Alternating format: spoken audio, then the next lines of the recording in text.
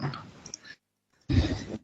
আচ্ছা, এই যে আমার একটা অর্ডার ছিল, এটা আমি প্লেস করতেছিলাম, মাঝখানে আপনারা মানে কল আসছে, এটা আমি আপাতত এখানে রাখি, পরে আমি প্লেস করি। আল্লাহ রহমতে ভাই আমার এ পর্যন্ত এই 2 দিনে আপনার টোটাল অর্ডার কয়টা আসছে? টোটাল ভাই 6টা অর্ডার আসছে। কালকে সারাদিনে আমার 3টা, আজকে 2টা অর্ডার আসছে। আপনার স্টোরে কোনো ফিডব্যাক আসেনি তাই না? না, এখন আসে নাই, কারণ জিমের আমার ফিডব্যাকে মোটামুটি আলহামদুলিল্লাহ ভালো অর্ডার পাচ্ছেন কিন্তু। অর্ডার পাচ্ছি ভাই, তবে এখন আমি ইনভেস্ট করতেছি, আর ওইভাবে ইনশাল্লাহ 1-2 মাস ইনভেস্ট করবো, আমার প্রফিট লাগবে না।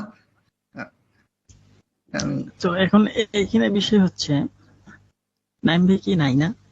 নাইম ভাই জয়েন করে আবার চলে গেল। আচ্ছা ঠিক আছে, সমস্যা নাই। রাজন ভাইয়ের তো স্টোর অ্যাক্টিভ আছে, তো আপনার হলো স্টোরে এখন টোটাল 6টা অর্ডার, 2টা শিপ করে দিয়েছেন আর 4টা আনশিপ আছে না? মানে আরো 2টা অলরেডি পারচেজ করা হয়ে গেছে, এটা লেভেল দিয়ে দিলে এটাও শিফট হয়ে যাবে। আচ্ছা ঠিক আছে, তারা মোটামুটি ভালোই অর্ডার আসতেছে। শিপমেন্টে যান দিকে, ওটা শিপমেন্টে যান দেখি।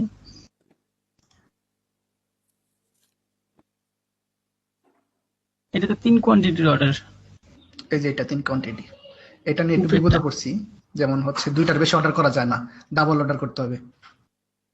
এই যে উপরে অর্ডারটা 3 কোয়ান্টিটি, টিস্যুটা মোবাইল ইয়েতে যাও।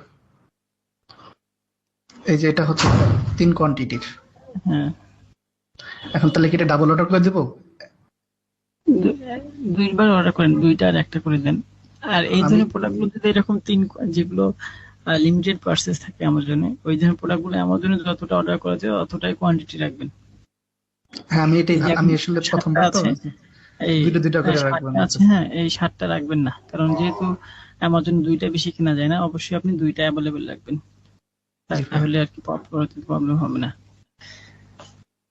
এটা শিপ ডেট হচ্ছে সবগুলো 21 তারিখ না? জি ভাইয়া। হ্যাঁ সবগুলো 21 তারিখ, ঠিক আছে। এই যে এটা অলরেডি দেখেন, এটা শিপ হয়ে গেছে আমার, কিন্তু ওই যে এই টিভি এর যন্ত্রণায় আর আচ্ছা বাঁচতেছিলাম ভাই। ওইটা সমাধান আছে, করবো, সমস্যা নেই, ওকে ভাইয়া। ওইটা বিষয় না। এক মোটামুটি আল্লাহ আপনার আলহামদুলিল্লাহ আপনার স্টোর ভালোভাবে রান হচ্ছে। ভাই এটা আসলে সমস্ত আল্লাহ তাআলার পরে সমস্ত ক্রেডিট আপনার ভাই, কারণ আপনি যেভাবে শিখাইছেন ভাই, মানে আসলে মানে মানে আপনার ধন্যবাদ দিয়ে ছোট করবো না ভাই, আপনি একদম হাতে নাতে ধরে ধরে শিখেছেন সবকিছু। হ্যাঁ ঠিক আছে, এটা অবশ্যই আল্লাহ পাকের ইচ্ছা আছে, তাছাড়া তো আর এভাবে পসিবল না। সেটাই ভাই, এখন চেষ্টা আমাদের, বাকিটা তার ইচ্ছা। বাকিটা আল্লাহ তাআলার ইচ্ছা। এবং বাকি যারা আছেন আপনার, আমি যেভাবে বলছি, আমি বারবার বলি ভাই আপনাদের, আমি যেভাবে বলি এইভাবে কাজ করে ইনশাল্লাহ এটা আমাদের চেষ্টা থাকলে আল্লাহ বাকিটা অবশ্যই এখানে সাকসেস দেবে। আমি ভাই এই যে প্রোডাক্ট গুলো বুঝছেন, এই যে প্রোডাক্ট এগুলা 6 ঘন্টা 7 ঘন্টা পর্যন্ত আমি খুঁজা বের করছি, প্লাস দেখছি কারো সেল হচ্ছে, কি অবস্থা, কিরকম সেল হচ্ছে, আসলে কি মাসে নেয় কিনা, কোন এইটাই হচ্ছে প্রোডাক্ট। মেইন বিষয়, এইটাই মেইন বিষয়। ড্রপ শিপিং এর মেইন বিষয় হচ্ছে প্রোডাক্ট রিসার্চ। আপনার যদি প্রোডাক্ট রিসার্চ খারাপ হয়, আপনি যদি ভালো মানের প্রোডাক্ট রিসার্চ করতে না পারেন, তাহলে আপনি অর্ডার পাবেন না, সেটা এখন নিউ স্টোর হোক আর ওল্ড স্টোর হোক।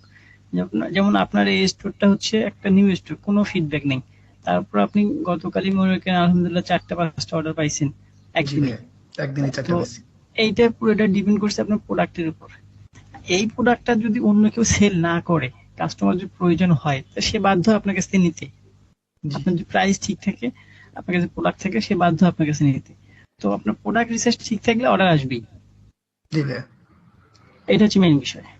তো ওইটা কোনো বিষয় না যে স্টোর হ্যাঁ অবশ্যই স্টোর ফিডব্যাকটা ডিপেন্ড করে, বাট আপনার প্রোডাক্ট রিসার্চ যদি ভালো হয়, স্টোর ফিডব্যাক নট ফ্যাক্ট, তারপর অর্ডার আসবেই।